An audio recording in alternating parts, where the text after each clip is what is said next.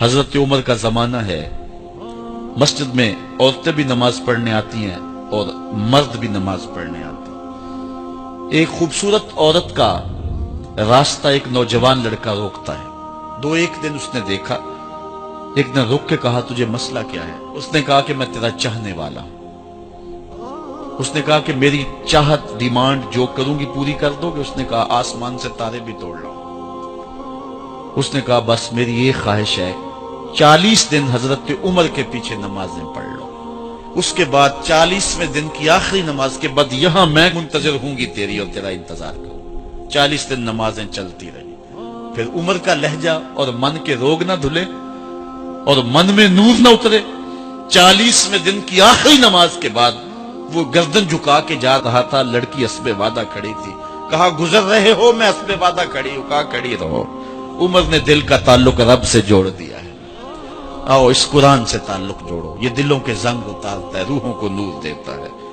اسلام کا جو بنیادی اخلاق ہے وہ حیا ہے، یہ بات ذہن میں رکھیں۔ ہر دین کی ایک پہچان ہے، حضور نے فرمایا اسلام کی بنیادی پہچان کیا ہے؟ حیا ہے۔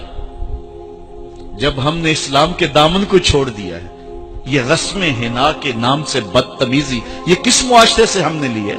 اور کیا بہوؤں بیٹیوں کا تماشا لگایا، اور نیم برہنہ بیٹیاں لوگوں کی شہوانی نگاہوں کے سامنے ہیں، اور باپ بھی کھڑا ہے اور بیٹا بھی کھڑا ہے۔ نہ باپ کی آنکھوں میں حیا ہے، نہ بیٹے کی نظروں میں حیا ہے، نہ بھائیوں میں غیرت ہے، اور کہتے ہو اللہ کی رحمتیں ہمارے اوپر نازل ہوں۔ یہ تو شکر کرو پتھر نہیں برستے محمد عربی کے قدموں کا صدقہ۔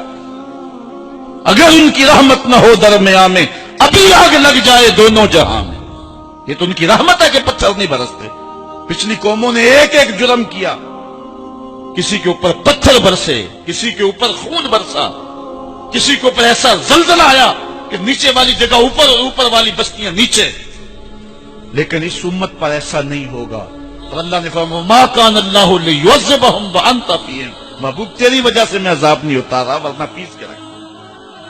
سر سے لے کر پاؤں تک ہم اسلام میں آ جائیں، چھوڑیں آدھا تیتر آدھا بٹیر، جہاں جی چاہا اسلام کے دامن میں آگے اور جہاں جی چاہا ادھر چلے گئے۔ مسجد میں بھی چندہ دیا اور ہوٹل میں بھی شراب پی، رب بھی خوش رہے شیطان بھی راضی رہے، ایسا نہیں ہوگا۔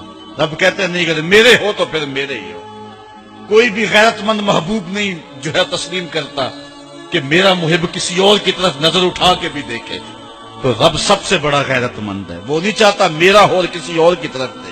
تم کون ہے؟ مغربی تہذیب لگتی کیا ہے تمہاری؟ اپنی ملت کا قیاس اقوام مغرب سے نہ کر، خاص ہے ترکیب میں تجھے قوم رسول آخر۔ تم غیروں کی نقالیاں کرتے پھرتے ہو، تمہارے سامنے سیدہ عائشہ کی سیرت موجود نہیں ہے؟ تم مغرب کی ٹینوں بننے کی کوشش کرتی ہے میری بیٹی، تیرے سامنے محمد کی بیٹی فاطمہ کا نقشہ نہیں ہے؟ کدھر بھاگ رہی ہے؟ یہ بال کھول کے بازار میں کون جا رہا ہے؟ یہ نیم برہنہ کون جا رہا ہے؟ دیکھ محمد عربی تجھے کیا آواز دے رہے، ان کا لہجہ کیا، اس کو سن اور زندگی کو اس کی مطابقت میں گزار۔ اصل ہمارے دل زنگ آلود ہو گئے، اس دنیا کے اس ماحول نے ہمیں اس طرح کر دیا ہے کہ آج ہمیں سمجھ نہیں آ رہی کہ ہم کدھر جائیں۔ اور ایک اور حدیث میں حضور نے دلوں کا اور من کا میل اتارنے کے 2 نسخے بیان کیے، ایک کثرت کے ساتھ موت کو یاد کرنا، کثرت کے ساتھ موت کا تذکرہ، اور دوسرا کثرت کے ساتھ جو ہے وہ تلاوت کلام مجید۔ اصل 10-15 سالوں سے ہمارے ساتھ جو کچھ ہوا ہے، آج اگر کوئی تذکرہ موت کرے، کوئی آخرت کی یاد دلائے، کوئی عمل کی بات کرے، وہ کہتے ہیں یہ تو ویسے خوش کیسے، کیا پتا، قبر کا مذاق اڑا رہا ہے۔ اللہ اکبر، قبر دا خوف دے دے کے لوکی مینوں ڈرا دے۔ میں کہتا ہوں لوگ ہے کون ڈرانے والے؟ منکر نکیر کا پتہ آمنہ کے لال نے دیا ہے۔ فَلْيَضْحَكُوا قَلِيلًا وَلْيَبْكُوا كَثِيرًا، تمہارا رب کہتا ہے تھوڑے ہنسا کرو زیادہ رویا کرو۔ رونا دل کا میل اتارتا ہے، باتوں کے اجاڑ پن کو دور کرتا ہے، من میں خشیت الہی کے پھول کھلاتا ہے۔ اور حدیث میں آتا ہے وہ آنکھ خوف خدا کی وجہ سے روئی اور ایک بال کی جڑ بھی بھیگ گئی، کل قیامت کے دن وہ بال جہنم میں نہیں جانے دے گا۔ عرض کرے گا مالک یا اسے جنت دے دے یا مجھے نکال لے، تو رب بال تو نہیں نکالے گا، اللہ تعالیٰ اس شخص کو جنت عطا فرمائے۔ لا خیر فی عین لا تبکی من خشیت اللہ، امام ابو نعیم نے لکھا حلیہ میں، اس آنکھ میں بھلائی کوئی نہیں ہے جو خوف خدا میں روتی نہیں۔ رونے کا مزاج بناؤ، طبیعت کے اندر نرمی پیدا کرو۔ اگر طبیعت سخت ہے، بعض لوگ تباً سخت ہوتے ہیں، تو روزانہ شام کے وقت قبرستان میں جا کر کے کچھ وقت گزار کے آیا کرو، اپنی طبع میں نرمی پیدا کرو، طبیعت میں سادگی پیدا کرو، اپنے زندگی کے معاملات کو زیادہ نہ پھیلاؤ کہ جو حساب دینا مشکل ہو جائے۔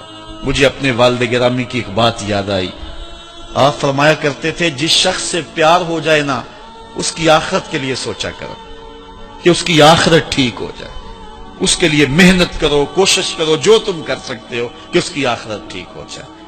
ہاں، ہر بندہ چاہتا تو یہ ہے کہ میری زندگی آسودہ ہو، آسودہ ضرور بناؤ زندگی کو، لیکن خیال رکھو کہ اس دنیا کی زندگی کی آسودگی سے آخرت کی آسودگی جو ہے وہ زیادہ عزیز ہے۔ یہ 4 دن کی زندگی ختم ہو جانی، تھوڑی ہے، بالکل سانسوں کی گنتی ہے اور ختم ہو جانے والی ہے، اور وہ زندگی نہ ختم ہونے والی۔